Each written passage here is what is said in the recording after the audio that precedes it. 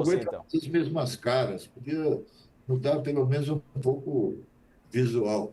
É, eu pedi uma Nossa, coisa para vocês, política meus em amigos, se geral vocês quiserem envelheceu. criticar alguma vez, me criticar, vocês me escrevam uma DM. Agora, se vocês quiserem me elogiar, pode ser em público mesmo, que aí eu vou ficar feliz. Agora, puxão de orelha público assim, realmente, não sei não, hein? Deixa eu ver aqui a nossa próxima notícia, tem a ver com o governador de São Paulo. O Tarcísio voltou a dizer que não será candidato. Não serei candidato, não tenho interesse, disse ele sobre a eleição presidencial de 2016. 16 o quê, rapaz? 2026. O governador de São Paulo rebateu informações de bastidores, segundo as quais ele tem admitido disputar o cargo se Bolsonaro estiver de acordo. Agora, Bolsonaro fala o quê? Meu candidato sou eu, sou eu, sou eu. É esse, né? É isso que ele fala com muita frequência e dificilmente aparece alguém que queira peitar o Bolsonaro, né? Os últimos, inclusive, não se deram assim tão bem. Tô vendo aqui no nosso site, tem uma outra reportagem da Folha também, porque, aqui, ó, deixa eu até voltar aqui, deixa eu ver se eu vou acertar, porque essa é a última fala do Tarcísio, não serei candidato. Mas olha o que ele falou mais cedo, aqui é de baixo, pessoal, pelo amor de Deus. Aí, Tarcísio avisa aliados que aceita disputar Planalto em 2026, se Bolsonaro quiser. Agora, o Bolsonaro não quer, né, Andresa? O Bolsonaro quer que ele próprio se candidate. A não ser, é claro, que ele espere até lá e aí perceba, ó, não vai ter jeito. Mas será que o Tarcísio é a primeira opção dele? Pois é, são essas informações de bastidores, né, que a gente nunca sabe ao certo se é o Tarcísio mesmo ou se é alguém querendo queimar o Tarcísio. Nesse momento que o Bolsonaro vai fazer esse périplo aí, né, em que ele pode ser denunciado e ele está tentando ocupar um espaço político para receber apoio caso seja denunciado, o Tarcísio nunca vai admitir uma candidatura em 2026. Todo o entorno do Tarcísio diz que é claro que ele tem vontade de ser presidente da República. Todo mundo que está na política, esse aí é o topo da carreira, né, de um político. Então, ele tem vontade. Agora, dar vontade para realmente se colocar como candidato é muito difícil, porque se dizer isso agora, porque o Tarcísio, para ser candidato à presidência da República, tem que renunciar ao mandato lá no começo do ano que vem. E ele não iria renunciar ao mandato, é o que os aliados dele dizem, num cenário de incerteza, com o Bolsonaro tentando voltar a se viabilizar eleitoralmente. O caminho que o Bolsonaro vai tomar é a revisão da lei, da ficha limpa, que está acompanhando aí, ou dentro do TSE, ele poderia, numa composição ali, reverter os dados, os índices dele. A gente não sabe o que vai acontecer com o governo Lula. O governo Lula chegar a 10% de popularidade, que eu, se eu não me engano aqui, vocês podem me corrigir, era o que a Dilma tinha quando foi cassada, corre sérios riscos. Então, nesses cenários da política que nem vento, vai mudando a cada tempo, o Tarcísio não pode se colocar ainda, né? Então, tudo vai depender de, lá na frente, o Bolsonaro realmente estar inviabilizado. O Bolsonaro acredita e está jogando as suas fichas para reverter esta posição. Até lá, ninguém do campo do Bolsonaro vai se colocar. Né? A gente vê ali o Caiado, mas eu mesmo mostrei na coluna que nem o Não Brasil vai dar legenda para o Caiado, porque eles querem fazer uma composição, porque os partidos do Centrão, eles querem ter Câmara e Senado, principalmente a Câmara, porque a Câmara controla as emendas, o dinheiro das emendas. O Senado também, né? Mas a Câmara é em volume muito maior. Então, para eles não interessa ter o presidente da República, para eles interessa ter o controle do Congresso, onde eles podem fazer o famoso toma lá da cá com o governo. O poder deles é muito grande. Mesmo um partido como o PSOL, que praticamente não tem parlamentar, não tem representatividade, quem congelou as emendas foi o PSOL, porque foi o PSOL que entrou na justiça. Então, o parlamentar brasileiro, ele tem muito poder, né, frente aí ao Congresso. Mas voltando aqui ao Tarcísio, eu considero que essa é uma agenda totalmente espuma. Essa discussão não está colocada nesse momento, o Bolsonaro está na frente dele, então não é algo, é a mesma coisa da gente discutir candidatura de Gustavo Lima, que não tem a menor razão de ser, e eu acho muito difícil, gravem aí para depois me cobrar, que isso seja colocado em prática depois. Tô gravando, Andresa, tô gravando porque o Pablo Marçal apareceu e não O só Marçal eu apareceu. acredito. E acho que o Pablo Marçal vai dar muito trabalho na eleição presidencial. As ondas, as pesquisas nas redes sociais Aliás, já estão mostrando que ele é a alternativa para um governo fraco do Lula. deixa eu Não te sou perguntar eu que uma estou coisa. apostando, gente. É o que o povo está dizendo. Eu tô com uma dúvida, porque ele tem tantas questões na justiça, né? Porque eu lembro que na eleição municipal teve o laudo falso, teve não sei o quê, e aí todo Não mundo vai ficou dar em falando nada, Diego. todo mundo ficou falando que ele ficaria inelegível. Até agora nada, né? Outra boba, pode pegar meus vídeos lá que eu disse que ele não ficaria. Isso aí não vai dar em nada, assim. É. Foram questões ali, ele mostrou quem ele é. Acho que é importante que as pessoas já sabem quem é o Pablo Marçal. Quando a gente diz que ele é um extremista, é porque a gente não está falando aqui da nossa cabeça. Ele mostrou na eleição que ele agride os adversários, que ele mente, que ele não tem proposta nenhuma, que ele não conhece a cidade, que as coisas são todas mirabolantes. E Então, tem gente que gosta, né, Andresa? tem gente que gosta, mas é uma reação do eleitorado brasileiro, segundo estudam aí os cientistas políticos, a procurar um maluco quando ele não está satisfeito com o governo que está em curso. É o que aconteceu nos Estados Unidos. Quem sabe o Trump é um maluco, vai conseguir resolver a situação econômica dos Estados Unidos. E o Trump está chegando lá com toda essa força e dizendo para o mundo inteiro, acabou a palhaçada, agora eu vou retomar países que eram do meu território, eu vou valorizar a minha moeda, o dólar, e que se dane o resto, né? Então é isso que o eleitor vai procurar. Por isso o risco de se ter um governo Biden no Brasil. Couto. Olha, tem o risco de governo Biden, tem o risco de governo Trump, né? Não sei aí o que é pior. O fato concreto é o seguinte: nesse momento, faltando 2 anos para a eleição, não há nenhum candidato, nem à esquerda, nem à direita, que empolgue o eleitorado. Há um desencanto com a política, em geral, né? E numa situação como essa, daqui a pouco vão começar a procurar a chamada terceira via, né? Nem esquerda, nem direita, aquela frase do Gilberto Kassab, né? Já que a gente está aqui especulando, que está faltando a notícia principal sobre a denúncia, eu vou lançar uma ideia aqui que já há tempos eu tenho conversado com os jornalistas amigos, né?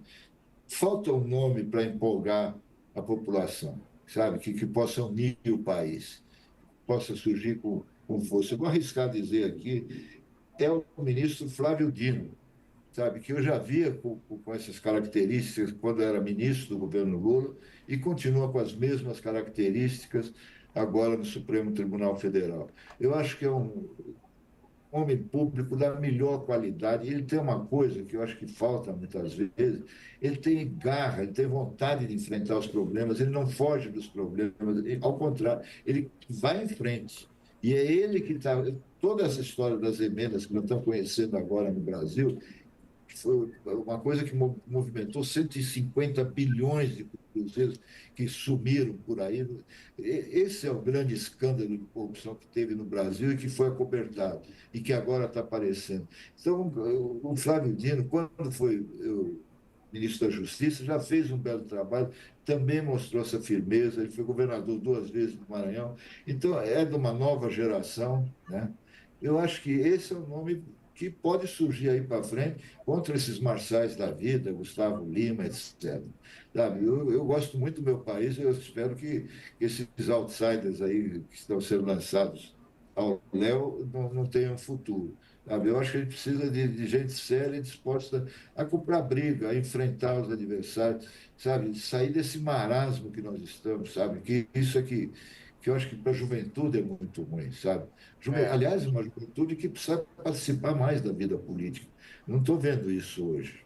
A gente fala Na direita e na extrema direita tem muito, né? A gente até debateu isso aqui, na porque direita dá tem para mais do que na dá esquerda. para se fazer até né? Falar um pouco sobre a qualidade desses políticos, das propostas, mas por exemplo, na Câmara de São Paulo tem o Pavanato, né, que foi tão bem votado e tá lá. Tem outros tantos aí da extrema-direita, o próprio Holliday, né, que estava dando consultoria. Mas a esquerda também tem. Só que fica lá embaixo, né? Não dão espaço para eles crescerem, né, Couto? Aí fica difícil. Mas as eleições municipais, Diego, elas mostraram para gente que o eleitor está buscando o centro, né?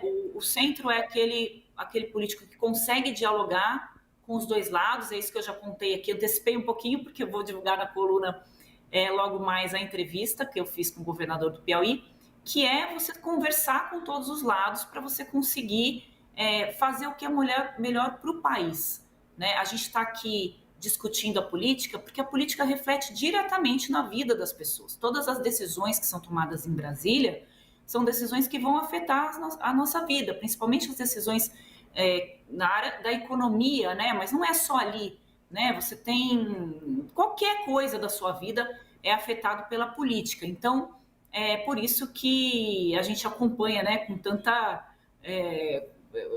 tão de perto, né, a política para poder traduzir para o eleitor por que às vezes a vida não está boa, por que tá, o que... Você sabe que tem vários países, né, Coach, que tem assim, o Ministério da Felicidade, né?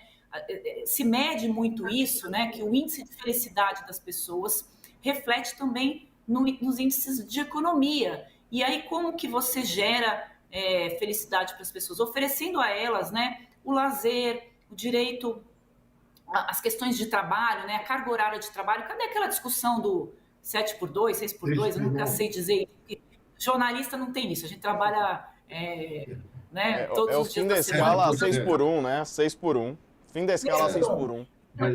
Essa foi uma discussão, nós gastamos horas e horas e horas aqui discutindo isso, e isso sumiu, essa discussão.